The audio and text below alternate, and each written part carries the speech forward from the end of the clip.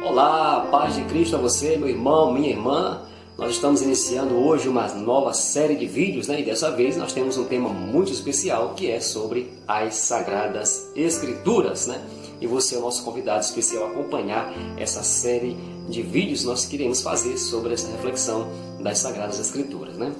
Um motivo muito especial que nos levou a fazer essa série é a sua formação, a nossa formação católica, conhecer mais a Palavra de Deus, conhecer a origem da Sagrada Escritura, conhecer o cânon, como surgiu o cânon bíblico, enfim. Mas tem algo a mais que me motivou a fazer essa série de vídeos, que é aquela polêmica, né, já antiga, né, que existe aí na internet, onde todo mundo gosta de postar, aquela polêmica entre Silas Malafaia e o bispo Dom Henrique Soares, né? Dom Henrique Soares, que estava gravando um vídeo ali para algumas pessoas, e ele fala sobre a precedência da igreja com relação à Bíblia, né? Com relação à Bíblia. Ele até diz que a Bíblia nasceu da igreja, surgiu a partir da igreja, é a expressão da fé da igreja. E o Silas Malafaia ficou muito chocado com as palavras de Dom Henrique Soares, que na verdade não é palavras de Dom Henrique Soares, mas é a fé da igreja de 2000 anos. E o pastor Silas Malafaia ficou muito chocado, né? Muito chocado com as palavras,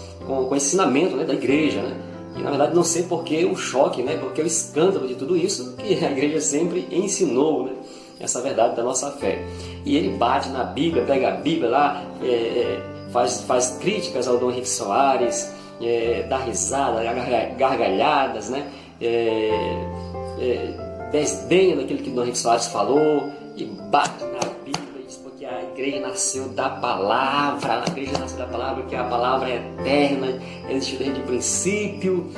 Mas o pastor Silas Malafaia comete um erro gravíssimo de lógica, né? Na verdade, o que ele faz, o que ele fala é um grande sofisma. Porque todos nós estamos de acordo, né, que a palavra de Deus existiu desde o princípio, né, e precede a igreja.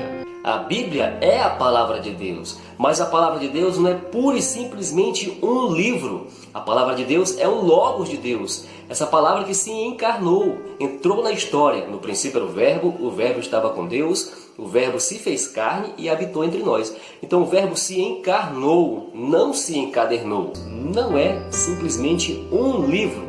A palavra de Deus é uma pessoa, e essa pessoa é Jesus Cristo, né? E Jesus Cristo precede a igreja, é anterior à igreja, porque existiu antes da igreja. E Jesus Cristo é eterno, porque ele é o próprio Deus. Mas o livro, que o livro, né? O livro não é eterno, porque o livro não existiu desde o princípio. O Verbo de Deus é eterno, a palavra de Deus é eterna. Aqui contém a palavra de Deus, aqui tem palavra de vida eterna, aqui tem a palavra do eterno. Mas o livro não é eterno, ele tem um princípio, tem um começo, né? E surgiu o Antigo Testamento, nós sabemos, né, com a tradição judaica, a tradição oral judaica, assim também como o Novo Testamento surgiu com a tradição oral de Jesus Cristo. Jesus Cristo não iniciou seu ministério escrevendo livros, escrevendo cartas, mas pregando a palavra de Deus. Então, a palavra de Deus anterior, ela é anunciada, pregada. Assim também como a igreja não inicia seu ministério, né, os primeiros apóstolos não iniciou seu ministério escrevendo, mas sim pregando. Só para a gente ter uma ideia, né, o primeiro livro do Novo Testamento foi escrito lá por volta do ano 52 a 53, nessa faixa. A primeira carta de São Paulo aos Tessalonicenses. E São Paulo faz o quê? Escreve por volta de 20 anos, 22 anos mais ou menos após a paixão, morte e ressurreição do nosso Jesus Cristo. Já existia a igreja. A igreja é anterior nesse sentido. Então, o Silas Malafaia, ele faz uma grande confusão entre o que é a Bíblia, o livro e a palavra do Eterno, que é o próprio Cristo que se encarnou. Então, é um sofisma. Isso sem falar do cânon bíblico, né? De como surgiu o cânon bíblico, né? A lista dos livros que deveriam compor as Sagradas Escrituras, né? Porque ela foi inspirada por Deus, mas não foi escrita por Deus. Ela não caiu do céu de paraquedas, como diz o padre Paulo Ricardo, com o zíper e tudo, né? Ela foi a palavra humana, mas também a palavra divina. Divina e também humana. Tem duas faces, né? Que foi escrita pelos homens de Deus, pelos profetas, pelos servos de Deus, pelos apóstolos de Cristo. Então é uma palavra humana, escrita pelos homens, mas inspirada por Deus, de inspiração divina.